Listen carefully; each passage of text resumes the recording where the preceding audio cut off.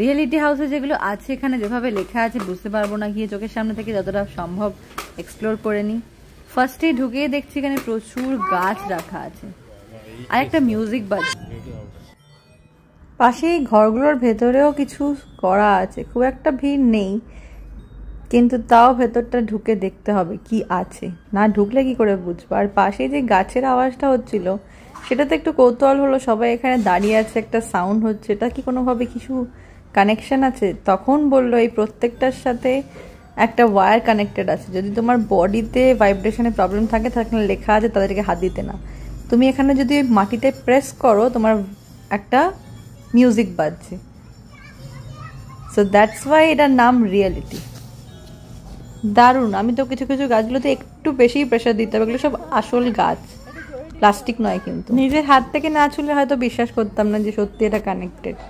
তো প্রথমে একটু ইলেকট্রিক লাইন বলে একটু ভয় ভয় পাচ্ছিলাম, কিন্তু পরে বেশ ভালোই লাগছিল। আর এই ঘরগুলোতে বাইরে থেকে দেখলে আমরা কিছুই বুঝতে পারবো না, তাই ভাবলাম ভেতরে ঢুকি, কেউ গাইড যদি থাকে তারা আমাদের বুঝিয়ে দেবে যে জিনিসটা কি।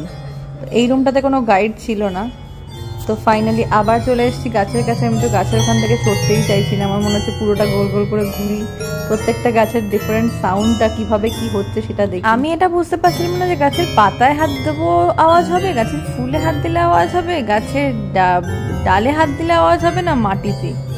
তো আমার ফাইনালি মনে হলো বোধহয় বিভিন্ন জায়গায় বিভিন্ন রকম আওয়াজ, কিন্তু মেনলি মাটিটাতে টাচ করতে হচ্ছে।